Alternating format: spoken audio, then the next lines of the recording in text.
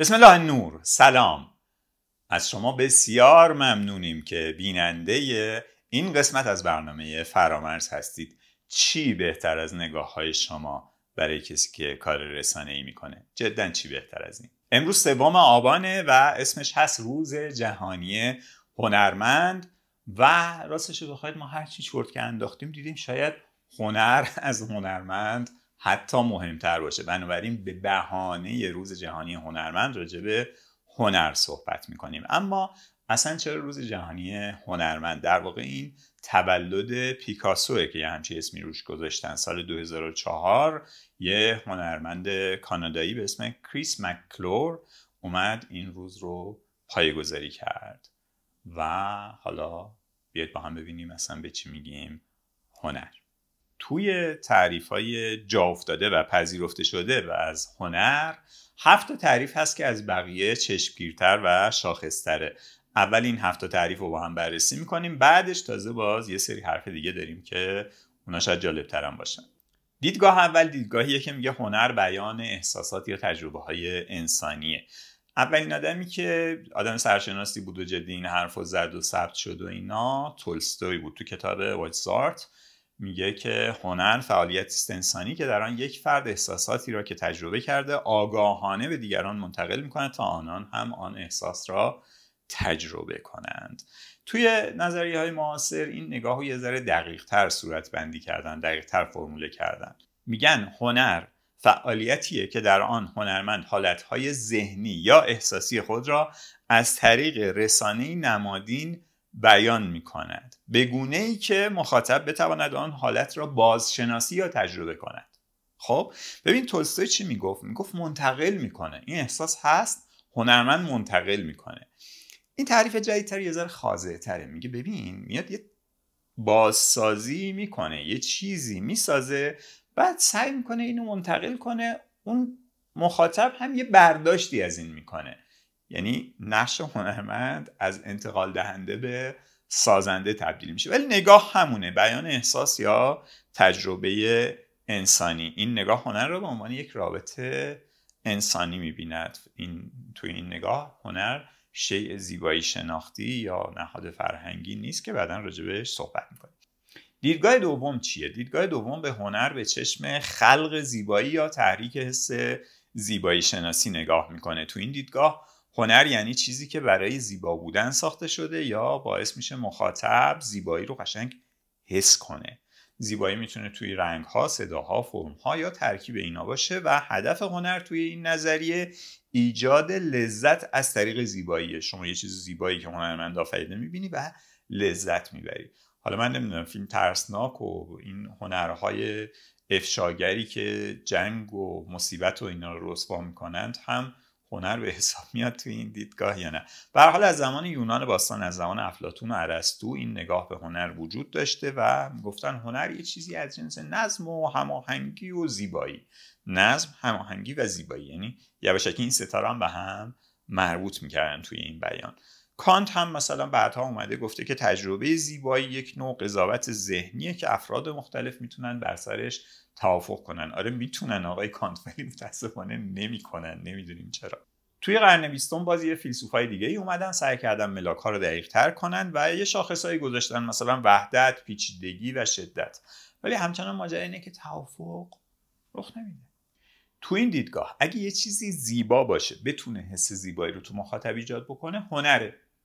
این نه نیاز داره پیام خاصی داشته باشه، نه نیاز داره که احساسات هنرمند رو منتقل کنه. همین که حس زیبایی شناختی شما رو برانگیخته کنه کافیه. هنر. سومین دیدگاه چیه؟ هنر به عنوان نمایش خلاقیت یا تخیل. میگه که هنر یه فعالیتیه که خلاقیت یا تخیل هنرمند رو نشون میده. یه اثر هنری وقتی هنر محسوب میشه که حاصل یه نوآوری ذهنی باشه و یه چیز تازه، غیرعادی یا متفاوت ارائه بکنه. خلاقیت میتونه توی انتخاب موضوع باشه، میتونه توی شیوه بیان باشه، میتونه توی فرم باشه، میتونه توی ترکیب باشه و میتونه توی شکستن قواعد رایج باشه. یه آقایی هست یاکوبسن، زبانشناس نابغه، خیلی دوست داشتنی. جایی که ادبیات رو داره تعریف میکنه یا در واقع کارکرد ادبی زبان رو داره تعریف میکنه به شدت از این عناصر تعریف هنر به عنوان نمایش خلاقیت استفاده میکنه و نشون میده چقدر اینا به هم مربوطن. الان اینایی که من خوندم دیدید چقدر پراکنده و پاره پاره بودن. یاکوبسن همه اینا رو توی ساختار منسجم میاره. خیلی آدم جالبیه. محور اصلی این دیدگاه میدونید چیه؟ یه مفهومی به اسم نبوغ هنری. میگه که یه چیزی وجود داره به اسم نبوغ، هنرمندا اینو دارن، بعد هر چیزی که اونا بیافرینند میشه هنر. در واقع این اول هنرمند رو فرض میکنه، بعد هنر رو نتیجه میگیره. قرن 20 هم که هنر مدرن و هنر مفهومی و اینا سر کله‌شون پیدا شد و یه آدمایی مثلا مثل پیکاسو که حالا اسمش رو هممون شنیدیم یا اونایی که من اسمشون رو دیگه نشنیدم، دوشان، کاندینسکی، اینا وقتی سر کله‌شون پیدا شد اینا دیگه خیلی از این حرفا میزدن که آقا هنر خلاقیت، هنر مال ما نابغه هاست. آره تا خوبی. حالا دیدگاه چهارم چی میگه؟ دیدگاه چهارم میگه که آقا برادر نیت مهمه. دیدگاه چهارم دیدگاهیه که میگه داشتن نیت ارتباط یا انتقال معناست که کار میکنه و اثر هنری رو میآفرینه. توی این دیدگاه هنر فعالیتیه که هدفش اصلا انتقال معنا یا ایده یا پیام به مخاطبه. خلاصه هنرمند اثر هنری رو میآفرینه تا یک پیامی رو منتقل کنه. این پیام ممکنه یه معنای شخصی باشه، ممکنه اجتماعی باشه، ممکنه فلسفی باشه، ممکنه سیاسی باشه، ممکنه نمادین باشه، ممکنه غیر نمادین و صریح باشه. تمام اینها ممکنه، ولی پیام نیت اینا مهمه. بامزه است که توی این نگاه مهمه که یه پیامی وجود داشته باشه، اما خیلی هم مهم نیست که مخاطب اون پیامو درک کنه. توی قرن 20 شما میبینید یه موضوعی مطرح میشه به اسم کانسپچوال آرت، هنر مفهومی. هنر مفهومی چیه؟ یه پیامیه که باید اثر هنری منتقل کنه و همونی که گفتم حتی اگه مخاطب متوجه نشد مهم نیست، مهم اینه که پیام داشته باشه. یکی از جمله‌های بامزه‌ای که در این دیدگاه خیلی رایجه اینه که هنر نوعی زبان است. منظورشون از زبان البته ابزار انتقال مفهوم و انتقال معنا و ارتباط انسانی و ایناست، و یعنی زبان یه تعریفی داره که واقعا هنر نمیتونه زبان باشه، ولی به هر حال میگن هنر نوعی زبان است. همانطور که زبان برای انتقال فکر به کار میرود، هنر هم ابزاری است برای بیان چیزهایی که شاید زبان نتواند به خوبی منتقل کند. اینا از اون حرف هاست. ولی خب اوکی. دیدگاه پنجم میگه آقا جان یک چیزی برای اینکه اثر هنری باشه باید در یک زمینه فرهنگی یا نهادی خاص قرار بگیره. توی این دیدگاه یه چیز زمانی هنر محسوب میشه یا اثر هنری محسوب میشه که توی این چارچوب فرهنگی نهادی باشه. چارچوب فرهنگی نهادی چیه؟ یعنی یه نظامی هست، یه نظام اجتماعی فرهنگی اینا هست و این نظام یه اجزایی داره. مثلا انجمن گرافیک، انجمن سینماگران، گالری ها، خود سینماها. خب اینا نهادهایی هستن که اینا هنر رو هنر میکنن. این شوخیه هست که میگن که آقا یه صندلی گوشه یه گالری بود ملت فکر اثر هنریه، یا اون یکی که اومد اصلا این کارو کرد دیگه، یه موز چسبون رو دیوار گفت این اثر هنری منه.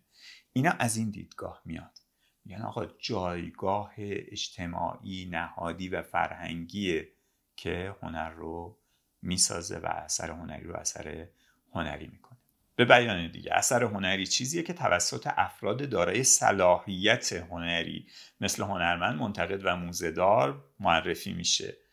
نهادهای فرهنگی مثل گالری ها، موزه ها، دانشگاه ها و منتقدان و انجمنهای نقد اینها هستن که اثر هنری رو میسازن.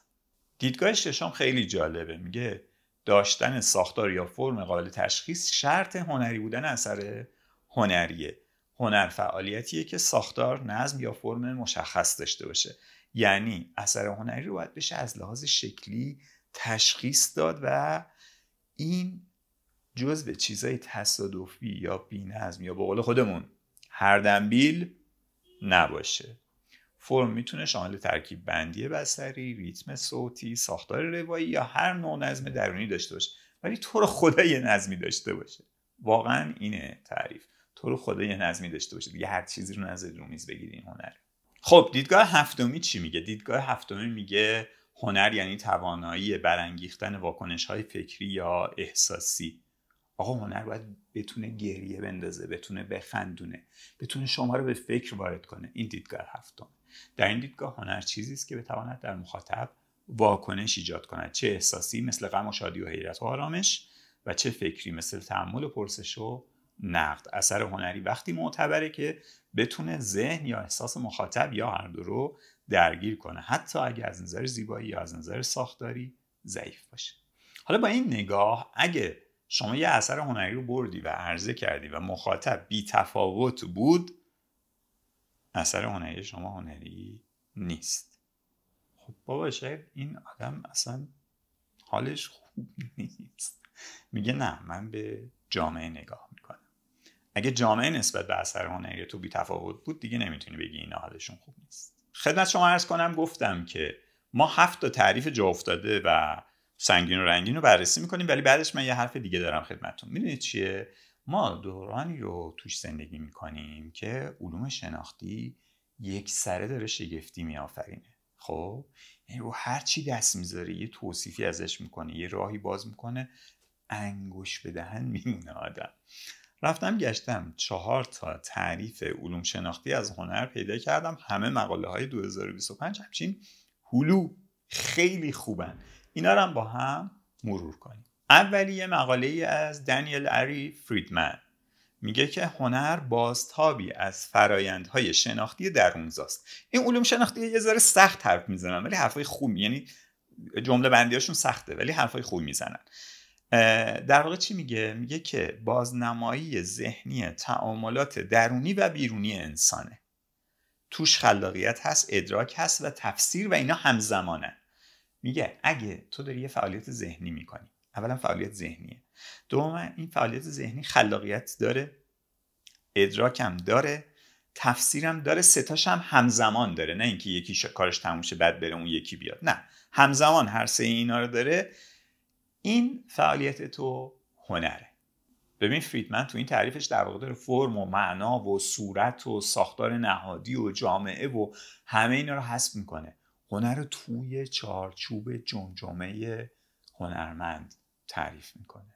حالا دیدگاه دوم یه مقاله کرستن ویر، اگه اسمش رو درست بخونم، اونم 2025، میگه که تجربه هنری چیه؟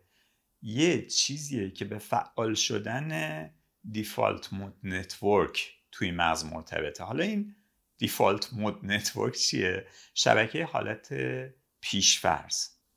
شبکه حالت پیشفرض یه بخش عظیمی از مغز و ساختار مغزه که وقتی فعال میشه که شخص روی جهان بیرون متمرکز نباشه، تو خودش باشه، بیدار باشه ولی تو خودش باشه، به بیرون فکر نکنه.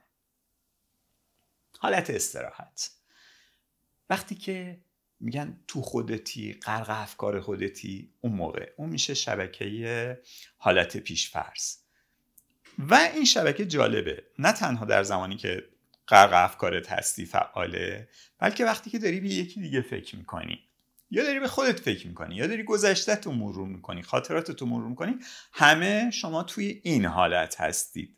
این گوشیتو میذاری رو حالت پرواز. این حالت پرواز مغز شبکه حالت پیشفرضه که میگه که هنر به این مربوطه.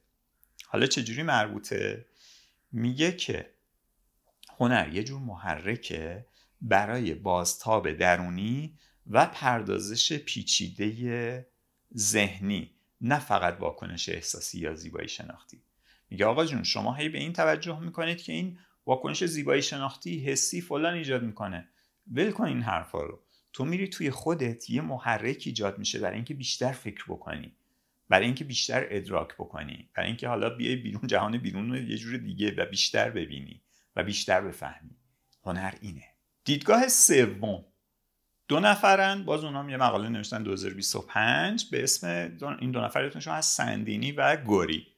میگن چی؟ میگن ما اصلا اومدیم نقاشی رو به عنوان یه نمونه هنر بررسی کردیم و از اون سعی میکنیم که تعریف هنر رو در بیاریم. میگم ما وقتی به نقاشی نگاه میکنیم به اثر هنری نگاه نمیکنیم، به اون چیزی که باب راست کشیده نگاه نمیکنیم، به فرایندی که باب راست داره نقاشی میکشه نگاه میکنیم و بعد متوجه میشیم که باب راست موقع نقاشی کشیدن از خود این تک تک تاش هایی که با قلم روی بوم میزنه، از این جلو رفتن، عقب رفتن، قاب بستن، نگاه کردن، داره لذت میبره و درگیر اینه.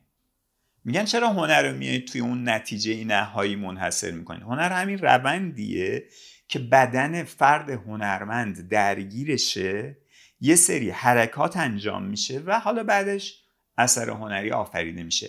این لذت درگیر شدن بدن در آفریدن اون اثر اینه که هنره. در واقع چیزی که این دوتا میگن اینه، میگن هنر یک کنش چند حسیه برای خلق تصویر ذهنی در جهان بیرونی. میگه حسای مختلف تو به کار میگیری، چند تا حس تو همزمان به کار میگیری، یه تصویر ذهنی داری، اینو با اون حسایی که به کار میگیری، با اون بدنی که به کار میبری میریزی بیرون. این هنر. دیدگاه چهارم مال 3 نفره، چاترجی، کاردیلو و کریستنسن، اینم 2025. میگن یه چیزی داریم به اسم زیبایی شناسی شناختی. زیبایی شناسی شناختی چیه داستانش؟ میگن هنر یه ابزاریه برای افزایش درک و دانش انسان. آقا هنر ابزار شناختیه. اون چیزی که ما راجع به روایت میگیم روایت این تعریف کردن و فیلم داستان تعریف کردن و اینا نیست. روایت چیزیه که به تو کمک میکنه جهان رو بشناسی. اینا میگن فقط روایت نیست، هنر روند آفرینش هنری و اثر هنری فرایندیه که به تو کمک میکنه شناخت بهتر، دقیقتر، عمیقتر و دگرگونه ای از جهان به دست بیاری. یک روند شناختی است. این علوم شناختی ها واقعا موجودات جالبی هستند و واقعا مغز آدم رو تکون میدن، یه تکون خوب. خیلی خوب، روز هنرمند مبارک هنرمندا، مبارک هنردوستا، مبارک آدمای معمولی که همیشه به اسم هنر پسشون زدن ولی اصل هنر تو دل اوناست. و ممنون که نگاه میکنید، ممنون که ایده میدید، ممنون که نقد میکنید و ممنون که ما رو به دیگران معرفی میکنید. میسپارمتون به خدا. خدا نگهدار.